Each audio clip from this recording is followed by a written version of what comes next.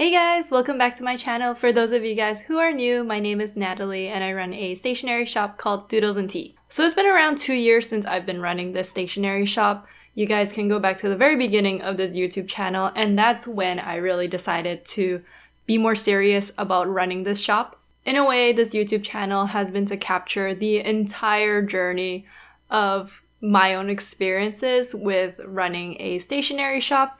And I have a video similar to the one that I'm going to be doing today. Last year, I uploaded a video talking about everything I learned in the first year of running my shop. And today I'm gonna film what I learned during the second year of running my shop. Hopefully this will give you guys some insights on things that I've tried that didn't work, things that I probably should have done earlier, in hopes that this will make your journey a bit easier as well. So if you're interested in more content like this, don't forget to like this video because that will help me out a lot, and to subscribe to this channel for more content like this in the future.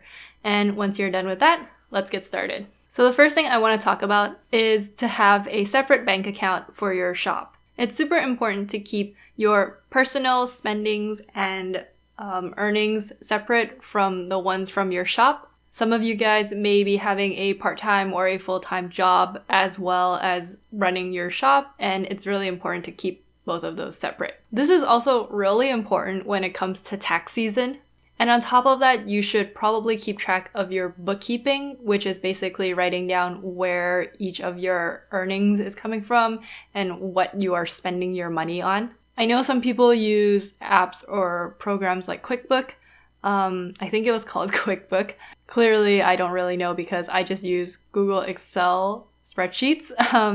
It's free and it works. For me, I don't know why it took so long for me to do this. And at some point, the reason why I finally took the step for this was because at that time, I had a part-time job and the lines were being blurred between what I was earning from my job and what I was earning from my shop, and vice versa, what I was spending from money that I earned from my part-time job and what I was spending that was actually money that I earned from my shop. And overall, I had no idea how much money my shop actually had, like as a business, how much money I had.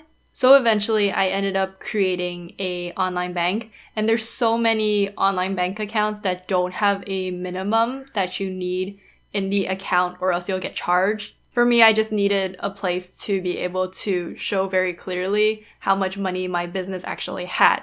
So all of my Etsy payouts, my YouTube payouts, all of my commission earnings are all going towards this separate bank account now. And likewise, everything that I'm buying for my shop, like materials, paying manufacturers, those are all paid through this separate bank account. So yeah, if you guys haven't separated your personal account and made a shop bank account, I would highly recommend you guys start looking into that this year.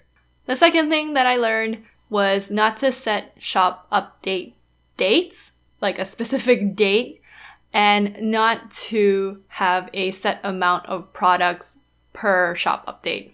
Here is an example. Every month on the 1st, I am going to be doing a shop update, and I'm going to be creating at least 10 new products.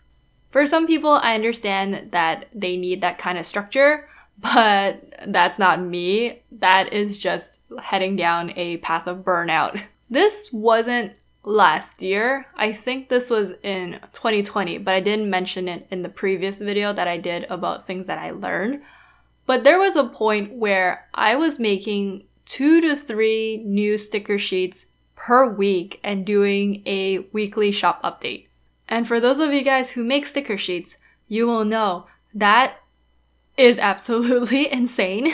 I kept up with doing this for a good 3 or 4 months, and it got to a point where I was just making stuff because I felt like I had to, and a lot of the sheets that I was making I wasn't actually happy with, but I felt like I had to make it because I needed to be seen by people.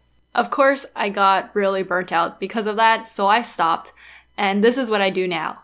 Yes, I still aim to have at least one update per month, but I'm not going to set it on a specific date of the month. because I have a lot of life stuff that I'm taking care of as well as trying to balance commissions for people. My timeline is kind of all over the place. In a way, I still enjoy drawing and I want to keep drawing as like a stress reliever, and I don't want it to become something that I feel like I have to do because of work. So I will make stickers at my own pace whenever I feel like it.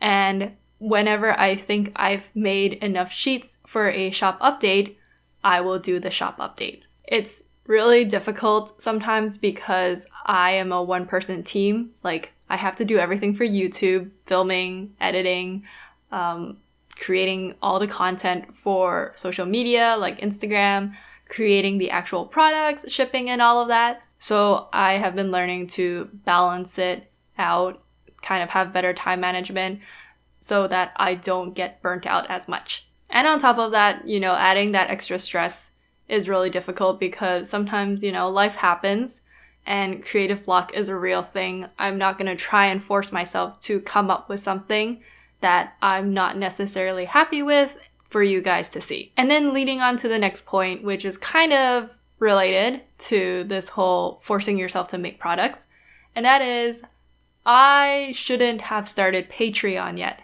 There are a lot of artists, I think, on the internet that recommends Patreon as a way to earn extra money, and I totally see where they are coming from. So I had a Patreon account from the summer of 2020 to summer of 2021. I think I started way too early because I didn't have a strong enough community yet. I didn't actually have time to be making so many extra things because I was working a rather busy part-time job. And because I was telling myself that I was on this time crunch of having to make new products every month, I was making things that I wasn't necessarily happy with, but I felt like I had to because I actually had people who were a part of my Patreon. It's this feeling of balancing out doing things for yourself, but also doing things because you have to. And that feeling was just too overwhelming, which is why I decided to close down my Patreon. I did feel a lot more relieved after I closed down my Patreon. I think now that I've closed it, I've been spending more time trying to build more of a community, build more of a foundation for my shop first. I'm not saying that I will never do Patreon again, but I don't think it's something that I'll be doing anytime soon. The next thing I want to talk about is that low shopping seasons exist, and it's not your fault. When I say that the beginning of 2021 was quiet, it was quiet. The only thing that really kept me going in the beginning of 2021 were commissions that my friends were asking me to help them do. And I think I got really discouraged because leading up to that, Black Friday, Christmas, Boxing Day, there were a lot more sales that were coming in. And I think in a way I took that as, oh, I'm actually getting somewhere. But then after that, after all the holidays hit, it was really quiet. And I started questioning if I was doing something wrong with my shop. But the thing is, I was not. And it's just a season that comes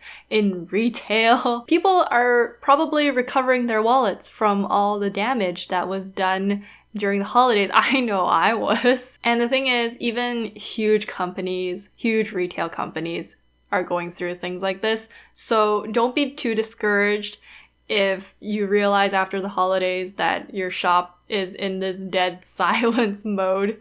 It's not your fault. Don't stop.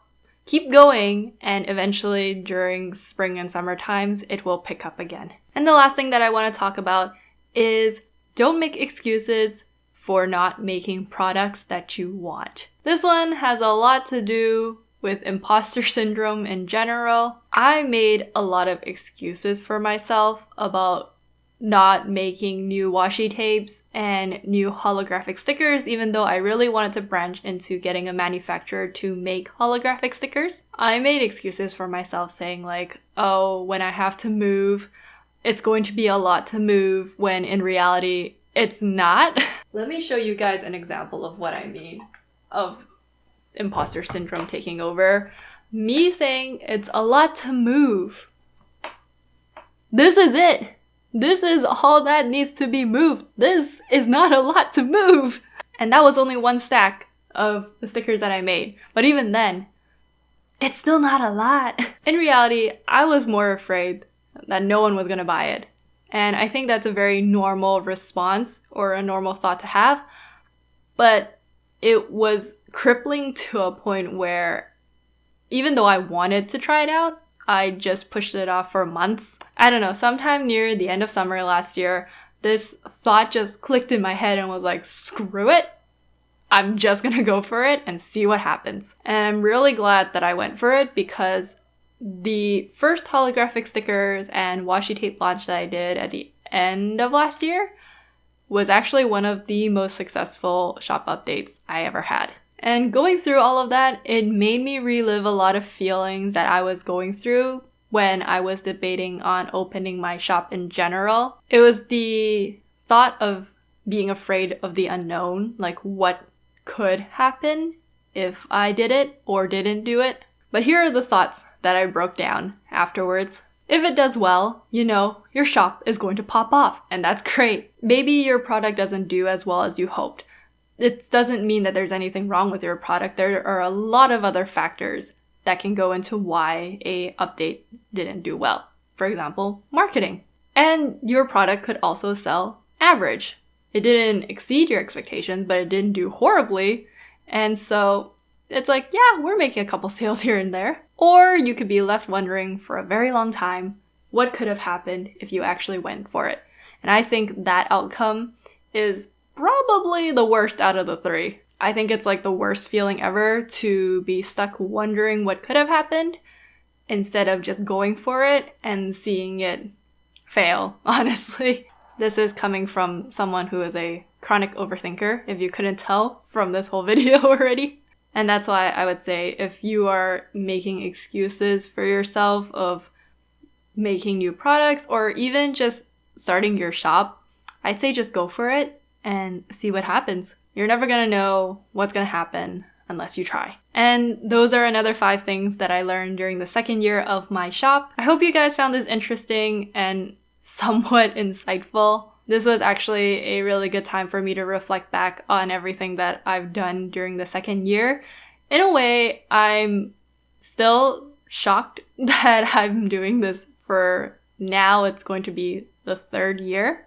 I think I'm a type of person who finds it really difficult to commit to a project for so long, and in the way I guess I call my shop a project. But I'm very happy to have met all of you guys who are supporting my shop, my channel, so I hope that this was somewhat helpful for all of you. If you still haven't liked this video, don't forget to do that before you exit out, and to subscribe to this channel if you're interested for more content like this in the future. And with that, I hope you guys are taking care of yourself and staying safe out there, and I'll see you guys in the next video. Bye!